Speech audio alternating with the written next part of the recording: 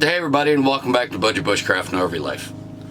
Today I want to share how I actually made the container garden and then some updates to it. A couple of things I purchased, a couple of things I'm going to make. I'll show you those here. But if you will just take 1 minute, and watch a included video of a couple of what you might know as a couple of really good friends of mine with some insane idea, I would appreciate it. Hey, Kevin Nealon. Hey, Kevin Nealon. We have a challenge for you that we're calling The Kevin Nealon Challenge. If you agree, we'll get to work raising A minimum of $1,000 to go to a charity of your choosing. All we ask is a chance to hike with you. We'll drive from Ohio Pennsylvania. on our own dime just to do this. We're two Hiking non-celebrities asking to do what you do with Courtney Cox, Adam Sandler, Ray Romano, Matt LeBlanc, Donny Osmond, Hillary Swank, Conan O'Brien, Martin Short. Lisa Kudrow. You get the picture. You get the picture. I am Yankee. And I'm John, and you're the celebrity that we want to hike with. So, So, are you in? would you do it? Please hit us up on Instagram Any private messages will remain just that, private. and follow the hashtag Kevin Nealon Challenge. Thank you in advance for accepting this challenge. Thank you in advance for your acceptance of this challenge.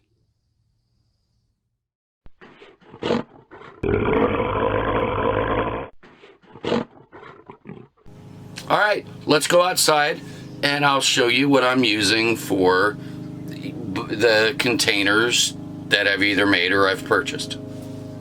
So it's really, really windy outside, and this is more than likely going to turn into a music video tutorial covering up my voice, but let's take a look at the 3 items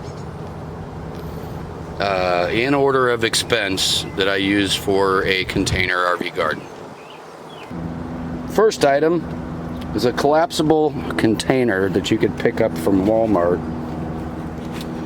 for, I think I paid like $5 for a 4-pack of these. They do have a little cardboard insert that fits down inside. You really don't need that.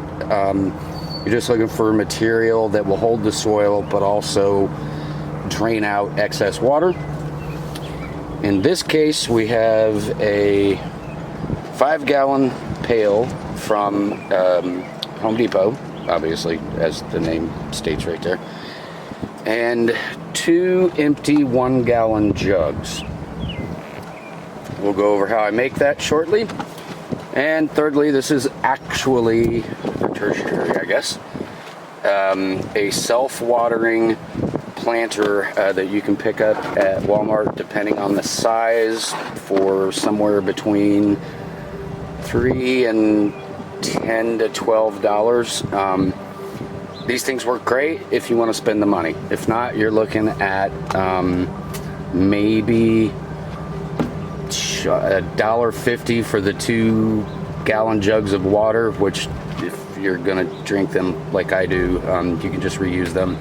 And I think it was $2.64 for the pail. Pre-purchased self-watering pot, pretty self-explanatory. Shove your dirt down in there, pack it down in that bottom X pattern there as firm as you can. Put your soil on top to about the ring level there. Put your plant in it.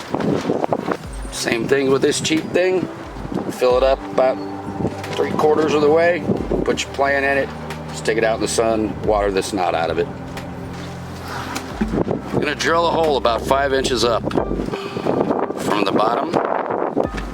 You're gonna take both those jugs. You're gonna put a hole about 1 inch or so above from the bottom. You're gonna put a hole 1 inch or so from the top. That way you create an air gap to help for natural air pruning. You stick them down in the bucket, side by side. You fill it full of dirt. You put your plant in the top. Pretty easy. But most of what I use are the pre-purchased, already made pots from Walmart, Home Depot, Lowe's, Menards, any hardware store in their lawn and garden and flower and herb area has these things. They're really, really cheap. They work great. Let's go take a look at the garden and listen to a little bit of music.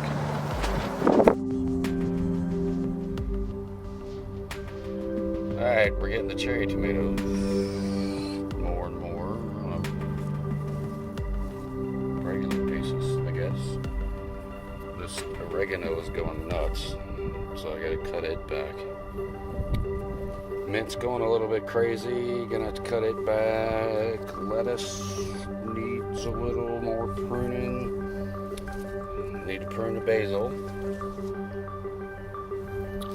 Here is the tomato, the big tomato plant. We're getting some pretty good sized fruit on it. The pepper plants are growing quite a bit larger. That is that tiny little cucumber plant. There is that giant zucchini that's got a couple of pretty big flowers in it now. I don't know if the insects are taking care of that, so I might have to hand pollinate those. And then we have the catnip's getting pretty big. And on that small little yellow squash, we've got some blossoms coming out here and one pretty good sized one there. And then of course we have the rosemary plant, which is going to be hardy enough anyway. So that's how I do a container garden in an RV location that I plan on spending the summer. Do not forget, please like, share, I'm using the wrong hand again. Like, share, subscribe, pass this out to other people that might like this kind of content. I would greatly appreciate it, and I thank you very much. See you next time.